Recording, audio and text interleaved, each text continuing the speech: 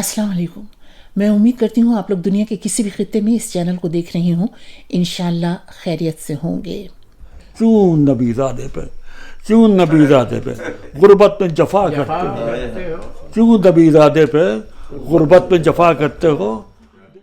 मयार के एतबार से भी और आई कांटेक्ट के एतबार से भी, लेकिन ऐसा नहीं हुआ, इसीलिए खतीब मुतकब्बर हो गया।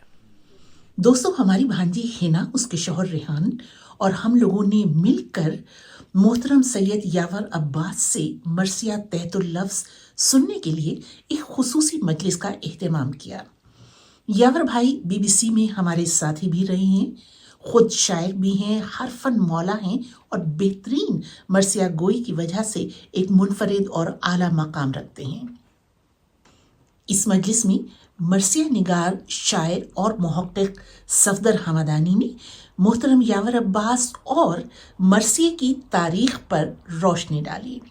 इस यादगार अदबी मजलिस का पहला हिस्सा पेश खिदमत है। दोस्तान अजीज़, इरादा तो ये था कि इस यादगार महफ़िल को अदबी महफ़िल बनाएं, लेकिन हमारे खून में ज़िक्र हुसैन कुछ इस तरह बसा हुआ है कि हम कोशिश बसियार के बावजूद हर मजलिस को मजलिस अज़ा बना लेते हैं। ज़रा सा फ़र्क नहीं कर पाते हम लफ्ज़ मजलिस और मजलिस अज़ा में। मजलिस हर वो गैदरिंग है जहाँ हम बैठते हैं, और मजलिस अज़ा तखस्सुस है करबला से। जनाब शहीद सिब्त जाफ़र जब अपने आखिरी सफ़र पे यहाँ लंदन में आए तो हमने हुसैनी मिशन में काफ़ी तगोदो के बाद एक तकरीब की। कुछ अरसे के बाद मुझे कराची उन्होंने मदऊ किया मरसिए के लिए। तो जो इब्तदाई कलमात शहीद ने फरमाए, उसमें एक बहुत ख़ूबसूरत बात ये थी कि सफदर भाई ने जब मेरे इस्तकबाल में इफ्तिताई जुमले कहे तो उन्होंने कहा कि सिब्त जाफ़र का तारुफ़ इससे ज़्यादा कोई नहीं हो सकता कि वो सिब्त जाफ़र हैं। और इसके बाद बड़ी बात ये कही कि उन्होंने कहा कि हमने हफ्ते डेढ़ हफ्ते की तगदो में बस इतने ही लोग आपके लिए जमा कर सकते थे, अगर हमें 6 महीने भी मिलते तो हम इससे ज़्यादा जमा ना कर पाते। यावर भाई, आज मुझे शहीद सिब्त जाफ़र इसीलिए याद आए कि हमने पिछले चंद दिन में जो तगदो की कि ज़्यादा से ज़्यादा लोग इस यादगार महफ़िल में शामिल हो सकें, तो शायद हमें वाकई 6 माह भी मिलते तो इससे ज़्यादा लोग हम जमा ना कर पाते। इसलिए कि ये दौर चाहत फ़तेह अली ख़ान का दौर है। अदब, तहज़ीब, इस किस्म की चीज़ें किस्सा पारीना बनी हुई हैं। ज़ाहिरी तगदो का ज़माना है ये। मैं अपनी सैफ़ लिसानी के एतबार से इसलिए भी अपने आप को खुशकिस्मत समझता हूँ कि मिंबर रसूल जो अब सिर्फ लकड़ी का चबूतरा रह गया हुआ है, उस पर मुनाफिकत समेत हर बात होती है। अगर कोई मुझसे पूछे तो मैं वाली वारस मिंबर की कसम खा के कहूँ कि ये काम हमारे अज़ा ख़ानों का था, ये काम हमारी बड़ी बड़ी दीनी तंजीमों का है कि वो यावर भाई जैसे बड़े कदावर लोगों की पजीराई करें। मगर मैं समझता हूँ कि यावर भाई खुशकिस्मत हैं इस हवाले से कि ऐसे लोगों के हत्थे नहीं जड़े। जो हुसैन का नाम बेच दें उनके लिए यावर अब्बास कोई बड़ा नाम नहीं है। मैंने पहले भी कहीं अर्ज़ किया था कि मैं जब 92 में जापान से यहाँ आया और पहली मजलिस मैंने मरसिए की हुसैनी मिशन में पढ़ी, तो पहली मर्तबा मैंने यावर भाई को सुना, और उस वक्त से आज तक माशाल्लाह اب 104 برس کی حیات عزیز میں نے جب چند دنوں پہلے اپنے گھر میں انہیں سنا تو بعد میں اپنی اہلیہ سے یہ کہا کہ یاور بھائی کی نہ آواز میں کوئی فرق ہے، نہ تحت اللفظ میں کوئی فرق ہے، نہ مرثیہ خوانی میں کوئی فرق ہے، بلکہ وہ چلتے ہوئے بھی مجھ سے بہتر انداز میں چلتے ہیں۔ پروردگار ان کو کسی ممبر والے کی نظر نہ لگے۔ تحت اللفظ ہمارے ہاں جس طرح ہم نے مجلس اعضاء کا سارا نظام بدل دیا ہوا ہے، اسی طرح تحت اللفظ کے ساتھ بھی ہم نے زیادتی کی ہوئی ہے۔ وہ صرف شاید اس وجہ سے ہے کہ ہمارے ممبر سے اول الذکر مرثیے کی ترویج نہیں ہوئی، اور دوسرے مرثیے کے بہترین انداز جو زمانہ ائمہ سے ہے تحت اللفظ کا، اس کی ترویج نہیں ہوئی۔ ایک بڑی تعداد خود اہل ادب کی ایسی ہے کہ جنہیں شاید یہ معلوم نہ ہو کہ تحت اللفظ کی تاریخ کیا ہے، کہاں سے تحت اللفظ شروع ہوا، اور اس کے بنیادی عروج تو اس کا انیس اور دبیر ہے، لیکن اس کا بنیادی عروج کہاں سے ہے۔ یوں تو مرثیے کی جتنی تاریخ ہے اس میں گولکنڈہ کے قلی قطب شاہ اور ان سب لوگوں کو اگر آپ شامل کریں تو یہ سب تحت اللفظ ہی تھا، لیکن ابھی چونکہ مرثیہ اپنی پوری صورتحال میں واضح نہیں ہوا تھا اپنی حیت کے اعتبار سے، اس لیے تحت اللفظ بھی اپنے طور پر جیسے نثر خوانی ہے، اس وقت مثنوی کو تحت میں پڑھا جا رہا تھا، قصیدہ بھی تحت میں پڑھا جا رہا تھا، لیکن چونکہ مرثیہ اپنے پورے وجود کے ساتھ سامنے نہیں آیا تھا، اس لیے تحت اللفظ کا بھی پورا وجود نہیں بنا تھا۔ میر ضمیر پہلے آدمی تھے، ان تک آتے آتے مرثیے کی حیت بن چکی تھی، اجزائے ترکیبی جو تھے مرثیے کے وہ تشکیل پا چکے تھے، تو میر ضمیر تاریخ میں پہلے آدمی کہے جاتے ہیں جنہوں نے باقاعدہ تحت اللفظ کی بنیاد رکھی اس کے تکنیکی حوالوں سے۔ دیکھیے بہت سے لوازمات ہیں تحت اللفظ کو، میں زید بخاری صاحب تک آتا ہوں، تھوڑا سا وقت مجھے دیجیے گا، آج موقع ملا ہے تو تحت اللفظ کی بھی بات کریں، اور تحت اللفظ میں جو ڈرامہ ڈال کے مرثیے کی ذرا سی بے ادبی کی گئی ہے اس کی بھی بات کریں۔ ضمیر کے بعد جمپ کیجئے آپ انیس و دبیر پہ، تو جو عروج تحت اللفظ کو دیا ان دو شخصیات نے، چھوڑیے ان باتوں کو کہ انیس کی زبان پرانی بات ہو چکی ہے، لیکن اسے بھی زندہ رہنا چاہیے تاکہ پیغام پہنچتا رہے۔ جس طرح کربلا کا پیغام پہنچتا رہنا چاہیے، اس طرح ان چیزوں کا بھی پیغام مفقود نہیں ہونا چاہیے۔ انیس اور دبیر نے تحت اللفظ کو اپنے عروج پہ پہنچایا، اور وہ ڈرامہ ہرگز نہیں تھا۔ پچھلی مجلس میں یاور بھائی نے انیس کے تحت اللفظ پڑھنے کے انداز کو مختصراً پیش کیا تھا۔ میں آج بھی یہ کہتا ہوں کہ اگر انیس کے مرثیے کو سمجھ کر پڑھ لیا جائے تو ادائیگی ہو جاتی ہے، شرط مرثیے کے مصرے کو، بیت کو، بند کو سمجھنے کی ہے۔ جب تک آپ معنی نہیں سمجھیں گے تو زیرو بم بنیں گے نہیں۔ یہ ساری تکنیکی چیزیں ہیں۔ تحت اللفظ کو لوگ سمجھتے ہیں کہ شاید جس طرح شعر غزل کا پڑھ لیا جاتا ہے، نظم پڑھ لی جاتی ہے، تحت اللفظ بھی، اسی لیے غزل کو بھی تحت اللفظ کہنا لوگوں نے شروع کر دیا۔ ہم ایسے مقام پہ آ کے کھڑے ہو گئے ہوئے ہیں کہ جہاں ہماری ادبی تہذیب کو جو نقصان پہنچا ہے، اس کے ساتھ ساتھ ہماری دینی تہذیب کو بہت سخت نقصان پہنچا ہے۔ میں خطابت کا مخالف ہرگز نہیں ہوں، خدا نہ کرے۔ ہمارے ہاں تو خطابت کے ایسے ایسے آفتاب ابھرے ہیں، جناب رشید ترابی، طالب جوہری صاحب، ان کے والد مصطفیٰ جوہر صاحب، اور ایسے درجنوں درجنوں درجنوں نام ہیں جنہوں نے کربلا کے پیغام کو اپنے خطیبانہ انداز میں جس طرح سے پہنچایا. لیکن عہد حاضر میں خاص طور پہ ربع صدی میں گزشتہ میں جب سے ذکر حسین تجارت بنا ہے، بزنس بنا ہے، تب سے ان چیزوں میں دیکھیے، یاد رکھیے، بزنس کے اپنے تقاضے ہوتے ہیں. آپ کسی چیز کا بزنس کر لیجئے، بھنڈی بیچ لیجئے، ادب بیچ لیجئے، دین بیچ لیجئے، جو بزنس کے تقاضے ہیں، جو پری ریکوزٹس ہیں ان چیزوں کی، وہ اسی طرح سے رہیں گی. ہم ممبر سے بھی آج سامعین کے لیے پڑھتے ہیں، محمد و آل محمد کے لیے نہیں پڑھتے ہیں. ہم لوگوں کو خوش کرتے ہیں، رسول اور آل رسول کو خوش نہیں کرتے ہیں.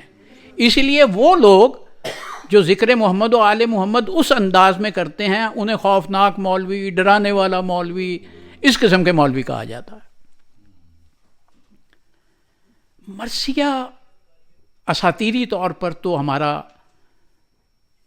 جو سارا سلسلہ ملتا ہے وہ بنت رسول جناب سیدہ سلام اللہ اللہم صلی علی محمد کہ اساطیری طور پر ہمارا پہلا مرثیہ جناب سیدہ کا ہے، جو انہوں نے اپنے والد کی یاد میں رکھا، اور جس کے ایک شعر کا اردو ترجمہ یہ ہے کہ بابا آپ کے جانے کے بعد مجھ پر اتنے مصائب پڑے کہ اگر دنوں پر پڑھتے تھے وہ رات کی طرح تاریک ہو جاتے.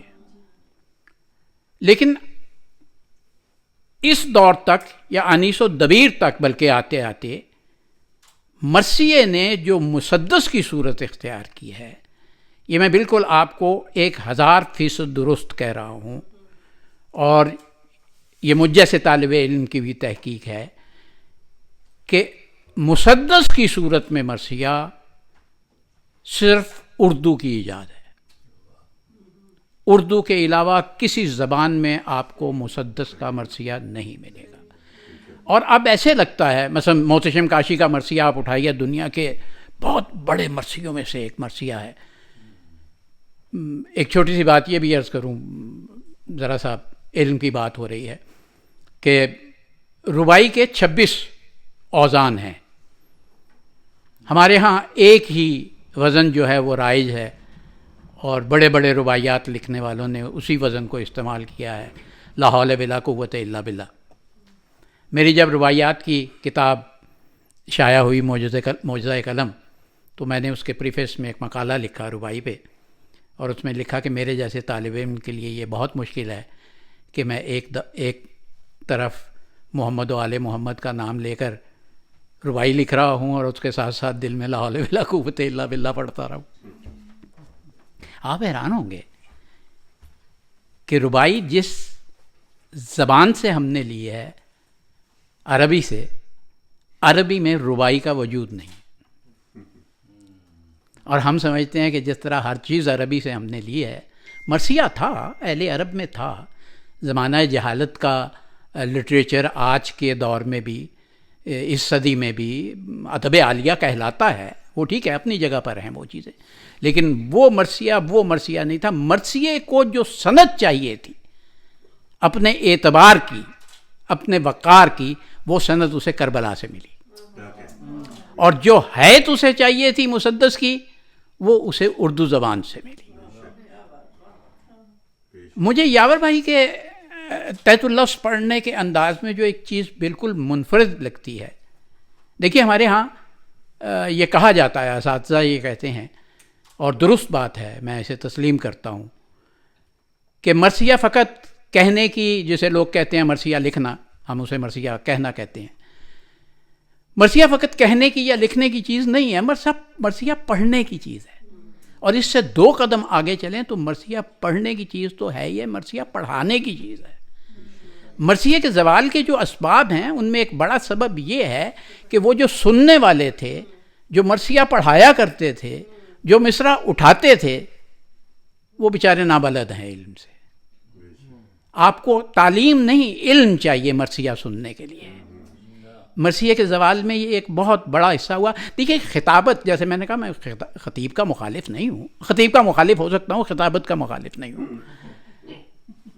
کہ خطابت جو ہے وہ یک طرفہ ٹریفک ہے. ایک آدمی ممبر پہ بیٹھا ہوا بولتا چلا جاتا ہے, کچھ لوگ نیچے بیٹھے ہوئے سنتے چلے جاتے ہیں. مرثیے کی یہ مسئلہ نہیں ہے. مرثیے میں وہ پڑھنے والا جو ہے وہ اپنی ساری آکسیجن, اپنی ساری طاقت ان لوگوں سے لے رہا. اچھا, میں چونکہ خود بھی ممبر پہ بیٹھتا رہا کافر ہونے سے پہلے, ڈکلیئر ہونے سے پہلے, حضرت علی کا ایک پورا خطبہ ہے جو کبھی بھی آپ میں سے کسی نے بھی کسی بھی خطیب سے بڑے خطیب سے نہیں سنا ہوگا, اور وہ خطابت پہ.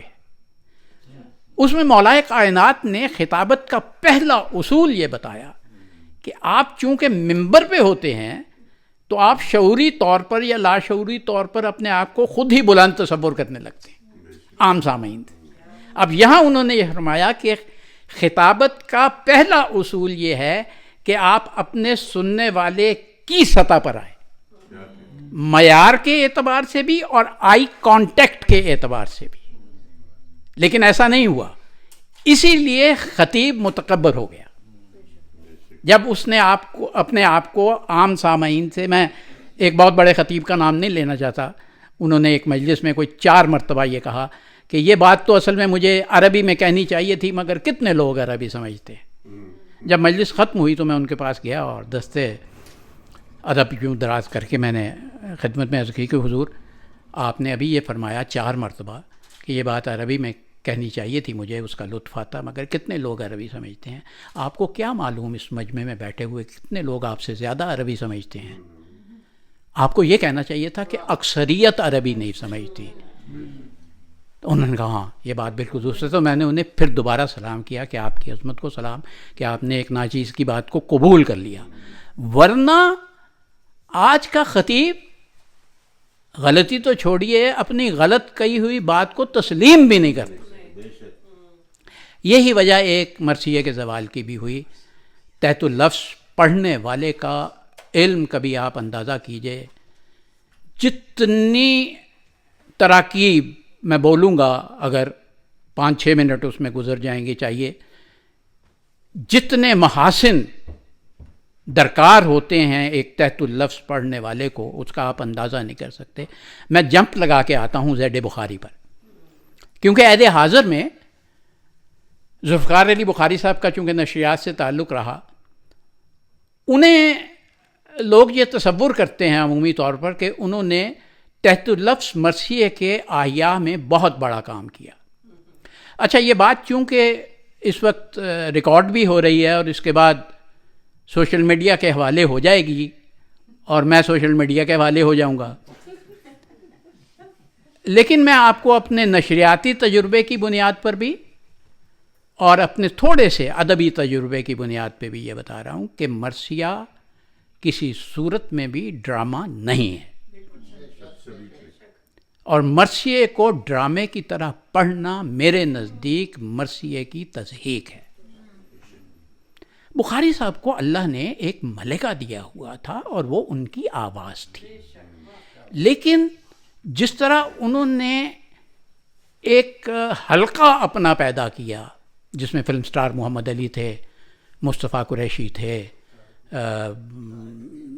طارق عزیز آ گئے بیچ میں, جی طلعت حسین بھی, حد یہ کہ پھر آغا ناصر صاحب نے بھی مرثیہ پڑھا, اور آغا ناصر تو چھوڑیے ایک نام آپ لوگ تو نہیں جانتے ہوں گے, ماپارا اور نشریات کے لوگ جا رہے ہیں, زبیر علی صاحب نے بھی, چونکہ یہ اس حلقے میں لوگ موجود تھے بخاری صاحب کے, تو مولا کو خوش کرنے کے لیے نہیں, بخاری صاحب کو خوش کرنے کے لیے مرثیہ تحت اللفظ پڑھنا شروع کیا. یہی وہ مقام ہے جہاں میں کہتا ہوں کہ مرثیے کو نقصان پہنچایا گیا. دیکھیے ہمارے ہاں 2 بڑے نام عہد حاضر کے اس صدی کے, جوش جیسا مرثیہ کسی نے نہیں پڑھا, بلکہ مرثیے نے بعض اوقات خود جوش سے خود کو پڑھوایا. بھارت جب تقسیم ہو گئی پاکستان کی تو اس کے بعد جو مرکز بنا مرثیے کا وہ ظاہر ہے کراچی بنا, اور کراچی میں ماپارا کے عزیز ڈاکٹر یاور عباس صاحب کا اپنا گھر جو تھا وہ پہلی سیڑھی تھی کہ جب مرثیے کا آیا شروع ہوا, اور ایک ایسی کہکشاں تھی مرثیہ لکھنے والوں کی, ان کے درمیان کسی مرثیہ نگار کا اپنے آپ کو قائم رکھنا. دیکھیے ان میں جوش صاحب تھے, اہل سنت کے ایک بہت کمال کے مرثیہ نگار تھے. بہت کم لوگوں کو یہ علم ہے کہ وہ اہل سنت تھے. خیر اہل ہنود اگر مرثیہ لکھ سکتے ہیں تو اہل سنت کا لکھنا تو سنت کی بنیاد ہے. ندا فاضلی صاحب اور امید فاضلی صاحب دو خوبصورت مرثیے. ایک ایسے شخص نے مرثیہ کہا, اور یہ بات ہمیں مرحوم و مغفور اللہ جنت نصیب کرے عاشور کاظمی صاحب کی تحقیق سے اور کتاب سے پتہ چلا, شوکت تھانوی نے مرثیہ کہا. شوکت تھانوی صاحب کو چونکہ میں ذاتی طور پر ریڈیو کے حوالے سے بھی جانتا ہوں, وہ بہت زیادہ محب اہل بیت نہیں تھے. میں محب کا متضاد نہیں استعمال کرنا چاہتا, لیکن اس کے قریب قریب تھے. تو اس کے باوجود انہوں نے مرثیہ کہا, لیکن آواز فقط پری ریکوزٹ نہیں ہے مرثیہ پڑھنے کے لیے. آپ کا علم, پھر تعلیم کو میں مائنس کر رہا ہوں, آپ کا علم بنیادی چیز ہے. ختم کروں بات کو یہ کہہ کے کہ یاور بھائی کی تحت اللفظ خوانی میں یا مرثیہ خوانی میں جو چیز دوسرے لوگوں سے بہت منفرد کرتی ہے, الگ کرتی ہے, وہ شروع میں تو مجھے بہت عجیب لگتی تھی, لیکن آہستہ آہستہ پھر مجھے یہ ادراک ہوا کہ نہیں, اس ماحول میں, برطانیہ کے یا یورپ کے ماحول میں خاص طور پر, جس طرح سے وہ مصرع پڑھنے سے پہلے مصرے کے بارے میں تشریح فرماتے ہیں, وہ میرے جیسے طالب علموں کے لیے بھی بعض اوقات سود مند ثابت ہوتی ہے. تو مجھے بہت سے لوگوں میں, جیسے ابھی کیسر باروی صاحب کا مرثیہ پڑھا, چند بند پڑھے, کیسر باروی صاحب کا تحت الخانی کا تحت اللفظ پڑھنے کا کمال انداز تھا اپنا, بالکل الگ تھا, جس طرح جوش صاحب کا الگ تھا.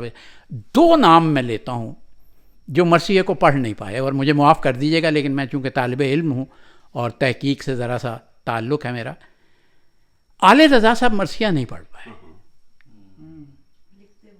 لکھتے بہت اچھا تھے. نسیم امروی صاحب بھی مرثیہ نہیں پڑھ پائے, لکھتے بہت اچھا تھے. یہ وہ مقام ہے جہاں میری اس بات کو, اس دلیل کو زیادہ تقویت مل جاتی ہے کہ مرثیہ صرف لکھنے اور کہنے کی چیز نہیں ہے, مرثیہ پڑھنے کی بھی چیز ہے اور پڑھانے کی بھی چیز ہے. آج انشاءاللہ ہم کوشش کریں گے کہ یاور بھائی مرثیہ جب پڑھیں گے تو ہم پڑھوانے کی بھی کوشش کریں. بہت شکریہ. سمجھا رہے ہیں کس طرح سے. دیکھو مجھ کو لڑنا نہیں منظور, کہ کیا کرتے ہو, تیر جوڑے ہیں جو تم نے تو خطا کرتے ہو, تیر جوڑے ہیں جو تم نے تو خطا کرتے ہو. کیوں نبی زادے پہ غربت میں جفا کرتے ہو, کیوں نبی زادے پہ غربت میں جفا کرتے ہو. دیکھو اچھا نہیں یہ ظلم, برا کرتے ہو. سید یاور عباس سے یہ مکمل مرثیہ دوسرے حصے میں یعنی اتوار کو سنیے گا.